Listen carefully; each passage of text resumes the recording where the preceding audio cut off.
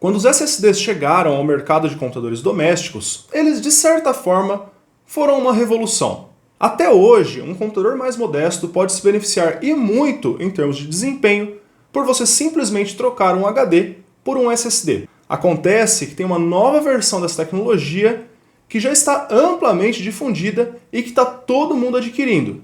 Um modelo mais moderno, mais compacto e, pelo menos na teoria, muito mais rápido do que os SSDs SATA. Nós vamos falar hoje sobre os SSDs NVMe.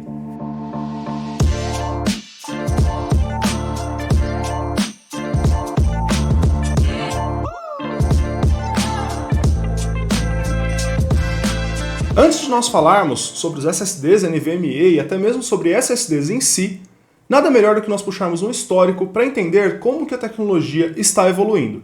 E para isso, eu trouxe aqui o meu amigo, o HD SATA. A interface SATA, como nós conhecemos, ela é uma evolução do padrão PATA, ou aqueles cabos IDE, aqueles cabos de fita para quem está aí no mercado de PCs faz tempo.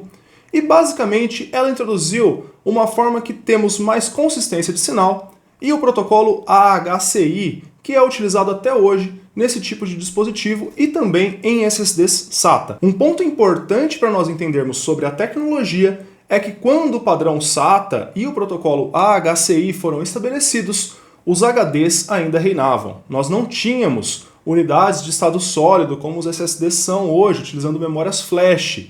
E, principalmente, os processadores da época eram processadores single core. Quando nós pegamos esse conjunto de um HD mecânico com um processador single core, nós temos um conjunto que tem muita dificuldade, por exemplo, de lidar com dados acessados de forma aleatória e com múltiplos programas ao mesmo tempo. Desse modo, era muito comum, na época, que você tivesse apenas o programa que está rodando principalmente em execução, o programa que você está utilizando, acessando o disco com mais frequência, e raramente você tinha algum programa em background fazendo acessos. Os HDs eles são especialmente lentos para lidar com informações de vários programas ao mesmo tempo, ou mesmo de um mesmo programa, se essas informações estiverem fragmentadas, ou seja, se elas estiverem distribuídas fisicamente distantes no disco. Se vocês não sabem, pessoal, dentro de um HD existe um ou mais discos que ficam girando com uma cabeça de leitura, acessando as informações conforme o sistema operacional e os programas necessitam. Desse modo, se uma informação está muito distante da outra, é necessário fazer uma rotação e um ajuste do posicionamento da cabeça. E esses são procedimentos físicos. Existe uma movimentação física de algo mecânico. E isso é muito, mas muito mais lento do que acessar um dado que está, por exemplo, em uma memória flash. Uma vez que a memória flash é simplesmente uma série de endereços e você pode simplesmente chegar no dado diretamente, sem precisar de nenhum tipo de locomoção, apenas o acesso à informação. Como o protocolo SATA foi concebido para atender a este cenário de vários anos atrás, ele trata todas as solicitações de arquivos e de acessos de informação em uma fila. Essa fila possui 32 entradas e todos os programas que vão precisando fazer acesso vão consumindo essas entradas. Se essa fila estiver cheia, o programa que quer acessar o disco simplesmente precisa parar e esperar. Esse cenário era bastante comum e, mais uma vez, como os PCs lidavam com poucos programas e poucas tarefas ao mesmo tempo, isso mais do que atendia. É óbvio que, dependendo do que estava acontecendo, existia uma lentidão, e com o HD mecânico sendo tão lento para buscar essas informações, não tinha saída. O jeito era esperar as informações serem buscadas e devolvidas para o processador para, de fato, ser feito o próximo processamento, a próxima requisição para a fila. E nesse contexto de mercado, com a interface SATA sendo praticamente onipresente nos computadores pessoais, surgem os SSDs, as unidades de estado sólido que utilizam chips, memória flash, para armazenar a informação e que, com certeza, são muito mais rápidos, pois não são mecânicos. Sem a distância física entre os dados, os SSDs, por utilizarem memórias NAND flash, são muito mais rápidos do que HDs mecânicos, especialmente em acesso a informações aleatórias, uma vez que eles podem buscar imediatamente, independente da posição onde elas estão armazenadas nas memórias. E no novo contexto, com processadores com múltiplos núcleos e esses armazenamentos muito mais rápidos, tem a necessidade do surgimento de uma nova tecnologia. Uma tecnologia que atenda a múltiplos programas rodando, que atenda a CPUs com muito mais núcleos do que apenas um ou dois que nós tínhamos quando o SATA era onipresente, e que atendam a esses armazenamentos muito mais rápidos, sem que os programas precisem ficar esperando em uma fila para serem atendidos. Entra o protocolo NVMe. O significado da sigla NVMe é Non-Volatile Memory Express, ou Memória Não Volátil Express, no sentido de que esse é o nome do protocolo. A memória não volátil é o que armazena esses dados. E acreditem, pessoal, até mesmo os HDs vão começar a utilizar o protocolo NVMe de agora em diante, especialmente no âmbito dos servidores, onde isso é muito interessante. Então vamos entender a mudança do protocolo AHCI, que é utilizado nos SSDs SATA, para o protocolo NVMe utilizado em SSDs M2 PCI Express. O primeiro ponto é que esse foi um protocolo desenvolvido desde o início, pensado em múltiplos acessos ao drive por diversos programas ao mesmo tempo. Antes nós tínhamos uma fila com 32 slots que todos os programas compartilhavam. No protocolo NVMe é possível que você tenha até 65 mil filas e cada uma delas pode ter até 65 mil slots para que sejam feitas consultas a arquivos. Dessa forma, cada programa que está acessando o SSD tem imediatamente um lugar para armazenar a sua requisição e ser atendido muito mais rápido. Os SSDs lidam muito rápido com múltiplas informações ao mesmo tempo, e dessa forma os programas não precisam mais ficar compartilhando aquele pouco espaço para fazer um pedido de um arquivo para o SSD. Não só essa, como muitas outras mudanças foram feitas, mas aí sai um pouquinho do escopo do nosso vídeo. Eu quero falar para vocês o que eu considero o principal e vocês podem pesquisar mais informações ainda se vocês acharem pertinente. O próximo aspecto interessante dos SSDs NVMe tem a ver com seu formato físico. Eles são bem menores, mas não confundam todos os SSDs que têm essa disposição com SSDs NVMe. Isso daqui é um conector M.2. Esse conector possui múltiplas interfaces e apenas uma das combinações desse conector é de fato um SSD NVMe. Você pode ter este conector utilizando a conexão com uma interface SATA e por conta disso utilizar o protocolo HCI. E, obviamente, você pode ter este conector utilizando a interface PCI Express e, desse modo, de fato, utilizando o protocolo NVMe. Um ponto importante para vocês observarem é que nem todas as placas-mãe que possuem slots M.2 suportam tanto SATA quanto NVMe. Então, se vocês forem adquirir um carinha desses, é interessante entender se a placa-mãe de vocês suporta o tipo de conexão do SSD que vocês vão adquirir. Então, essa é uma dica aí para quem está pensando em comprar um SSD M.2, seja ele SATA, seja ele NVMe, checar a compatibilidade da placa-mãe. E eu queria aproveitar e falar para vocês que se vocês estão gostando desse vídeo, se vocês se inscreverem aqui no canal, eu vou ficar muito feliz. Isso ajuda pra caramba o canal a crescer e é óbvio, deixar um like nesse vídeo mostra para o YouTube que ele é útil e faz ele entregar esse vídeo para até mais pessoas que possam se interessar por conteúdos como esse. Então, se você não deixou um like ainda, se você não se inscreveu nesse canal ainda, por favor faça isso que eu vou ficar muito feliz. Na sequência, eu vou falar um pouquinho para vocês sobre a estrutura física e os componentes que interferem diretamente no desempenho de um SSD. O primeiro aspecto físico de um SSD NVMe, obviamente, é o seu conector M.2 PCI Express. Na sequência, vocês encontram esse chip aqui, que é um controlador, e todos os SSDs, inclusive o SATA, possuem controladores. Vocês podem ou não encontrar esse chipzinho aqui, que é simplesmente uma memória RAM.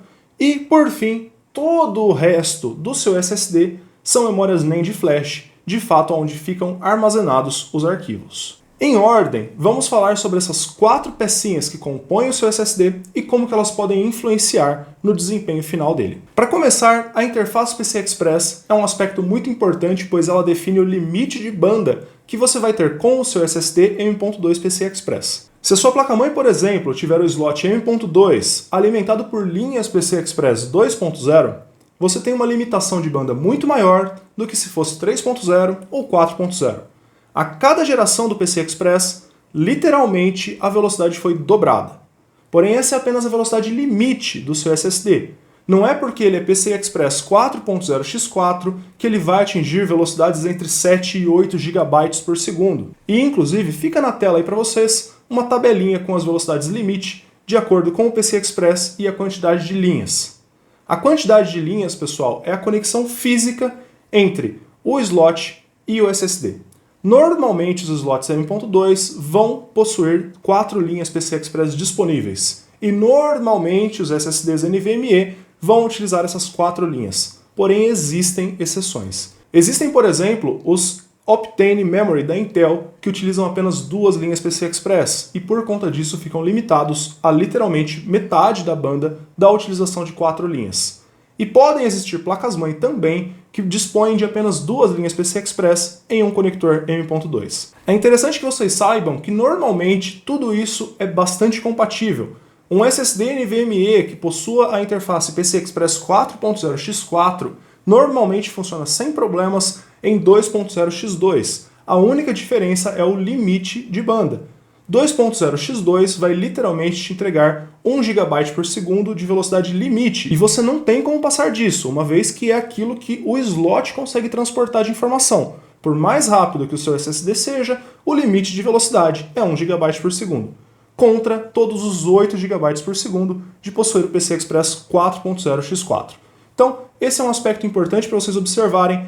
Não comprem um SSD 4.0 de altíssimo desempenho se sua placa-mãe não consegue utilizar todo esse desempenho. Na sequência, um dos chips mais importantes que fazem parte do seu SSD é o controlador dele. E eu não quero super simplificar aqui, mas o controlador é como se fosse um processador do seu SSD NVMe. Assim como você tem o seu i3, i5, Xeon na sua máquina, você tem um processador que fica controlando tudo aquilo que o sistema operacional está pedindo e buscando essas informações nas memórias do SSD. Dessa forma, esse se torna um componente muito importante, pois se o controlador for lento, não importa quantos programas tentem acessar o seu NVMe, ele vai ter um limite de velocidade que ele não vai conseguir ultrapassar. Existem controladores de SSDs top de linha que possuem 4, 5, 6 núcleos, como o seu celular e como o seu computador de mesa, e isso é muito importante para o desempenho final dele. Essa também é uma das peças que mais esquenta no seu NVMe, e normalmente os NVMe's que possuem dissipador são justamente para manter o controlador refrigerado, pois em muitos SSDs de alto desempenho ele chega a atingir temperaturas de mais de 100 graus quando está sob utilização intensa. Um ponto importante é que vocês não confundam esse processadorzinho com um processador como, por exemplo, um Ryzen ou um Intel. Eles são processadores super especializados e possuem um consumo elétrico bem baixinho. Desse modo, ele não vai ser ali algo que vai utilizar um monte de energia elétrica e que você precisa colocar um cooler em cima dele. Eles consomem pouca energia, só que normalmente sem um dissipador, mesmo consumindo apenas 3, 4 watts, já é o suficiente para você atingir uma temperatura muito alta. E por conta disso, é necessária essa refrigeração passiva. E obviamente esses chips estão ali apenas para lidar com os dados, você não pode utilizar ele para qualquer outra finalidade no seu computador. É só uma curiosidade mesmo, porque ele de fato é um processador, só que você não pode acessar ele para outras finalidades. Na sequência, um componente que não existe em todos os SSDs, mas que aqueles que têm normalmente desempenham melhor do que os que não têm. Eu estou falando da memória DRAM Cache. Esse SSD que está aqui na minha mão é um NetAC N950E Pro. Eu uso ele para diversas finalidades aqui no canal e ele possui DRAM Cache. O fato dele possuir essa memória é muito interessante, pois isso acelera as buscas de arquivo dentro do SSD. E eu vou explicar para vocês como. Todos os dados armazenados em um SSD, eles precisam ser endereçados. Existe uma tabela que diz, olha, essa informação está nesse local físico, nas memórias NAND. Essa tabela, ela é uma tabela grande e o controlador precisa acessar ela sempre que o sistema operacional pede um arquivo para ele. Então, chega um pedido de arquivo, ele verifica onde esse arquivo está nessa tabela e vai lá na memória NAND ou nas memórias NAND onde esse arquivo está distribuído, obtém o arquivo e devolve ao sistema operacional. Em SSDs que possuem a memória DRAM Cache, que é simplesmente um chip de memória RAM, igual os que você encontra na sua placa de vídeo ou nos módulos de memória do seu PC, ele carrega esse mapa de informações na memória DRAM. E desse modo, o acesso a essas informações é muito mais rápido. Na faixa de centenas de megabytes por segundo ou até mesmo gigabytes por segundo, contra poucos megabytes por segundo de acessar essa informação na memória NAND Flash. Não só isso, quando o controlador precisa acessar essas informações na memória NAND Flash, ele acaba gerando um desgaste maior dessas memórias, pois essa informação precisa ser atualizada com alguma frequência. Então é por isso que os SSDs chamados de DRAM-less, que são aqueles que não têm o chip DRAM, que não tem essa memóriazinha, eles acabam desempenhando um pouco pior, ou às vezes até mesmo bastante pior, dependendo do desempenho deles, contra os SSDs que de fato possuem a memória DRAM cache. Um adendo interessante é que existem alguns SSDs a partir do protocolo NVMe 1.3, que é basicamente uma revisão do protocolo, não tem nada a ver com o PCI Express 3.0, ok, pessoal? É uma revisão do protocolo e da forma como o SSD NVMe se comunica com os sistemas operacionais. E a partir dessa revisão, alguns SSDs, não todos, mas alguns, podem utilizar uma funcionalidade chamada de HMB. HMB significa Host Memory Buffer, e basicamente é a capacidade do controlador do SSD utilizar uma pequena porção da sua memória RAM do seu sistema para armazenar essa tabela de arquivos. Ele consegue utilizar no máximo 64 MB, e isso é uma limitação da interface. Mas isso já é melhor do que você ter a tabela inteira armazenada na memória NAND Flash.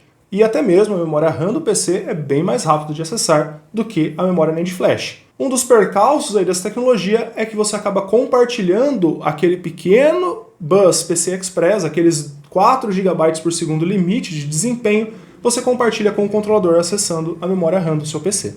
E por último, mas não menos importante, nós temos de fato os chips que armazenam os dados do seu SSD NVMe, as memórias NAND Flash. As memórias NAND Flash, elas são o coração de todos os SSDs no sentido de que sem elas não existiria nem SSD.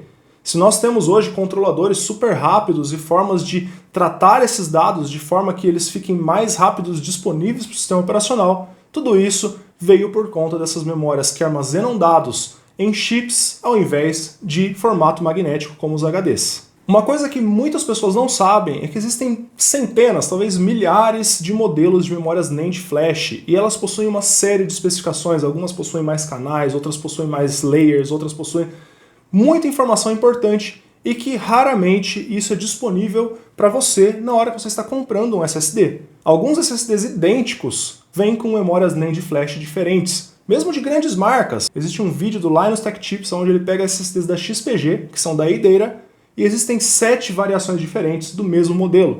Todos eles desempenham mais ou menos parecido, mas no final das contas você não tem uma garantia de qual memória NAND Flash vai vir no seu SSD. Uma informação que normalmente é disponível quando você vai comprar um SSD é sobre o tipo de célula que é utilizada. As células dos SSDs, elas podem possuir um ou mais níveis de carga, e isso diz o quanto de dados, quantos bits cada célula consegue armazenar. Os SSDs, quando eles surgiram, eles utilizavam células do tipo SLC, Single Level Cell, ou seja, uma célula que armazena apenas um nível e, por conta disso, ela só consegue armazenar 1 bit de informação por célula. Vocês podem ter ideia de quantas células eram necessárias para armazenar, por exemplo, 1 GB.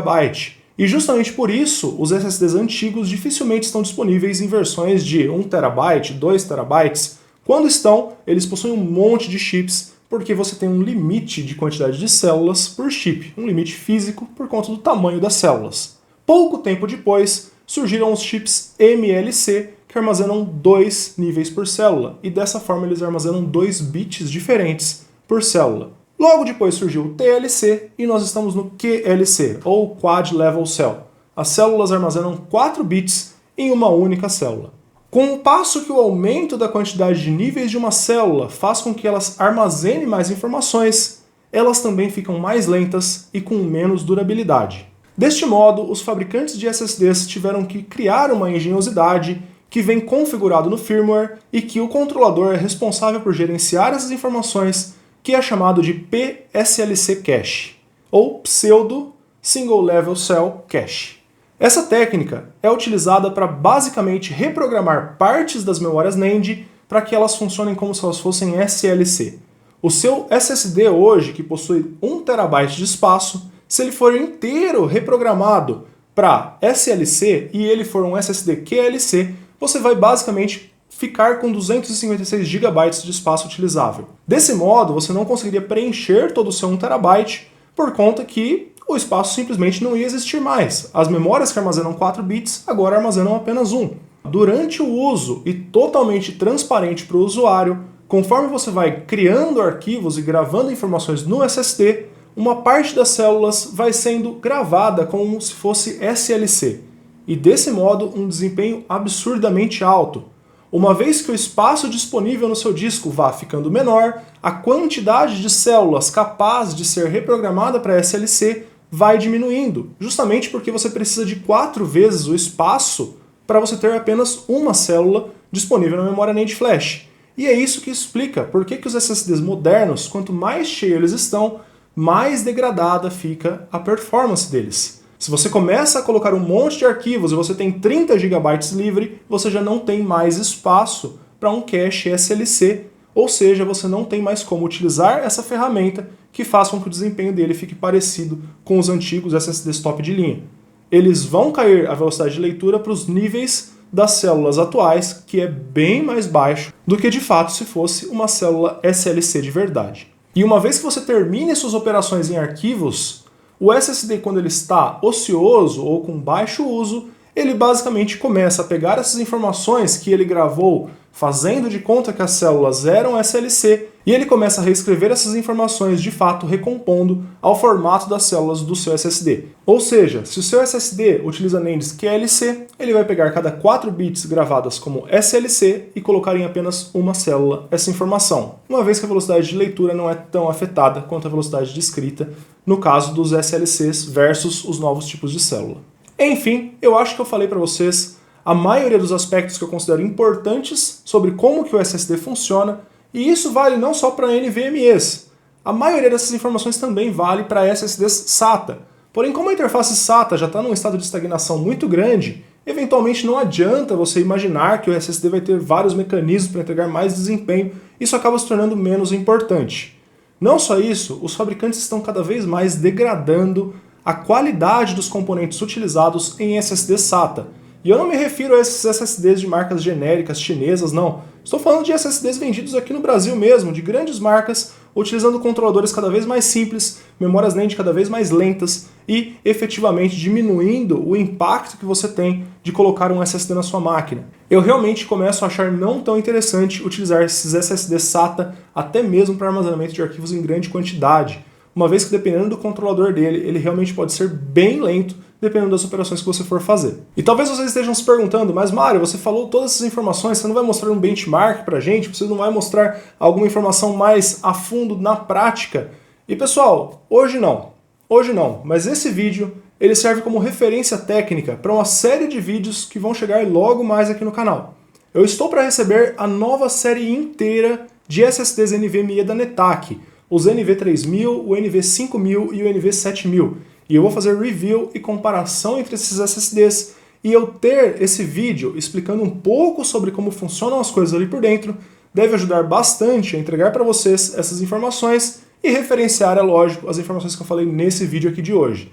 Então, são informações mais técnicas, mas com certeza ajuda vocês a entender um pouquinho mais sobre como que esses dispositivos funcionam. Muitas vezes as pessoas simplificam e pensam que um SSD é simplesmente, é um SSD, eu vou colocar aqui, vai ficar muito mais rápido e é isso aí. E não é verdade, pessoal. O nível, a qualidade de cada um dos componentes, o tipo de interface que ele tem, PCI Express 3.0, 4.0, tudo isso influencia no resultado final muito mais do que aquela tagzinha que vocês veem no produto. Até 5.000 megabytes por segundo. Cara, isso daí não vale de nada. Na verdade, somente um teste prático para realmente revelar o quanto que um SSD é rápido ou deixa de ser. Justamente porque é muito fácil eles entregarem um desempenho excepcional no desempenho sequencial, que é quando você lê um arquivo muito grande de uma vez só, versus efetivamente acessar um monte de arquivos simultaneamente com vários programas no computador. E é isso que eu quero tentar trazer para vocês nesses próximos vídeos que eu vou fazer reviews de SSD. Esse é o conteúdo que eu tinha para vocês hoje, eu espero que vocês tenham gostado, e se vocês não quiserem perder os próximos conteúdos sobre os SSDs e os reviews que eu vou fazer aqui no canal, não se esqueça de se inscrever nesse canal, e é claro, deixa um joinha nesse vídeo, porque isso ajuda pra caramba. Vou ficando por aqui, nos vemos no meu próximo vídeo, valeu!